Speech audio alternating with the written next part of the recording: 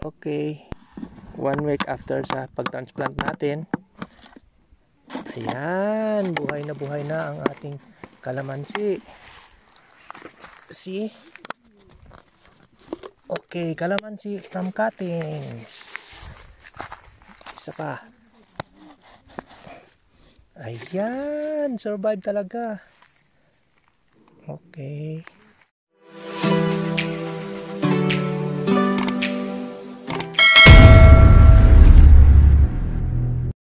Hello everyone. Magandang araw po sa ating lahat. Ngayon po ay aking ibabahagi ang tungkol sa pagtanim ng kalamansi gamit ang cuttings. Let's get started.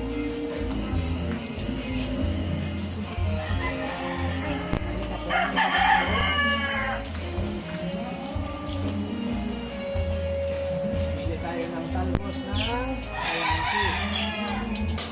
Ayan.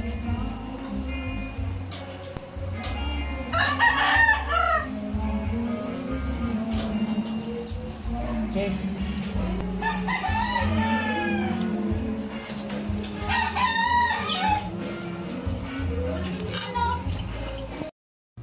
Okay.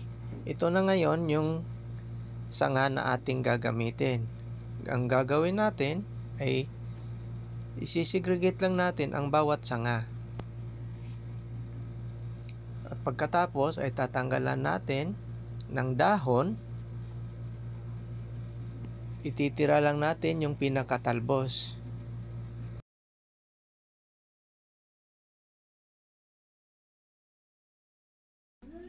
Sa ganitong paraan ng pagtatanim ay hindi mo na kailangan na magmarkot.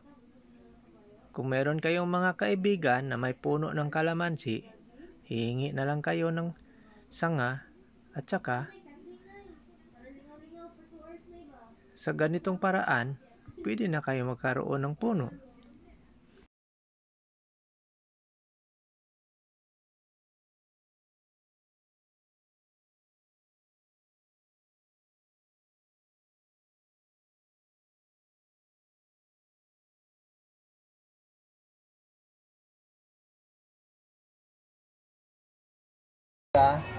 Aloe vera, ito. Kukuha tayo ng dahon ng aloe vera. Aloe vera. Ito yung gagawin nating rotting hormone ng ating kalamansi. Okay. Medyo patulis yung cutting niya. Ayan, 45 degrees. Gagawin natin ganyan lang. Tapos tusok. Okay. Yan lang. Tusok. Yan. Tusok. Yan. Tusok.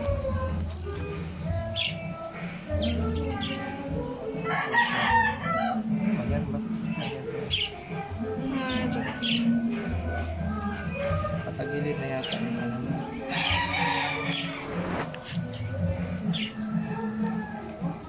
Yan. Ganda na niya. Tapos, diligan mo na. Tapos, diligan. Okay. Dilig. Tapos, wala akong malaki na bottle para pang greenhouse natin. Ito, pwede na ito. Ganyan lang para greenhouse.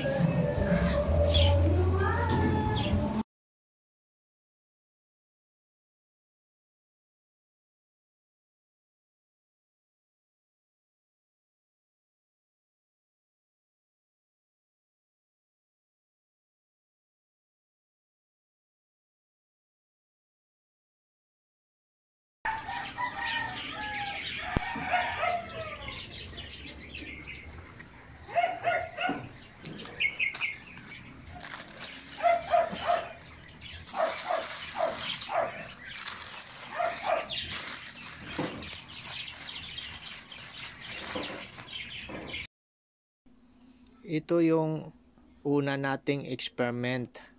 Titingnan natin kung ano ang result. Yan, buhay na buhay. Titingnan natin ngayon yung ugat niya. Ayan. Mangunguot. Badakpan. Dilipat yun. Nya na sila bitin nga. Nani daw pa daw lumabas. Ayan. Ay, sorry Garod. Ano? Yan. Hawa, chuloy. Taingi insan. Yan. Dami man yan. Saan mo yan Maya inana? natin itanim.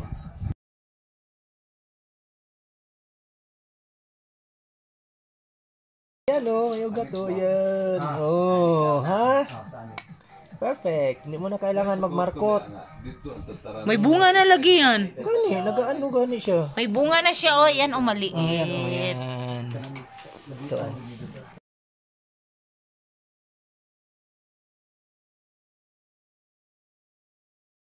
Ganyan sa ano ba? Sa aloe vera. Ito, may aloe vera yan. Bakit may aloe vera? Rotting hormone man. Kuyo kay mga igsuon.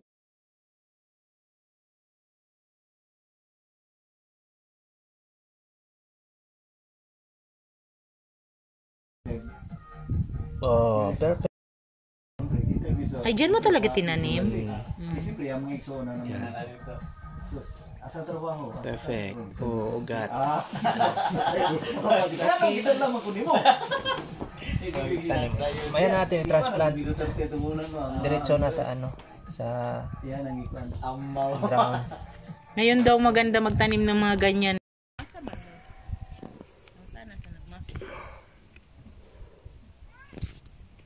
Okay.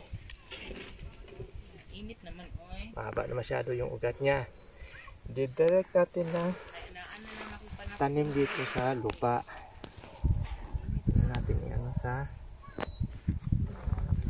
yan.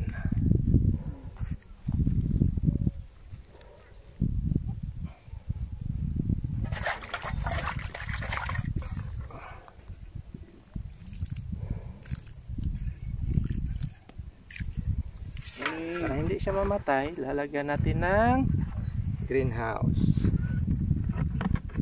Para hindi matuyo yung kasi naka-expose siya sa ngayon sa sinag ng araw. Okay. May iba pa dito na tanggal. Pre, Kita naman yan pala pre. sa dito.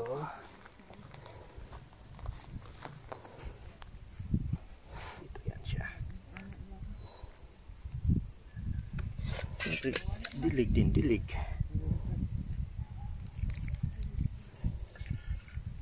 Okay. Tapos, greenhouse din.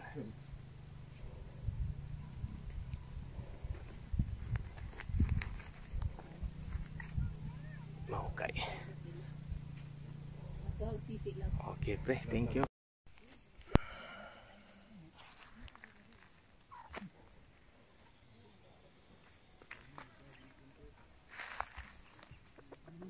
Yan.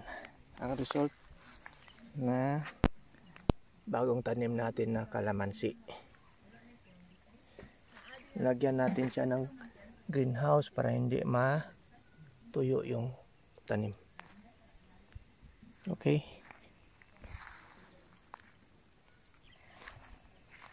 Thank you so much for watching.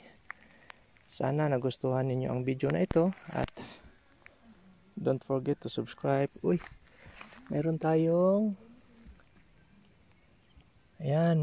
kaibigan dito. Ayan. Tinatawag natin na centipede.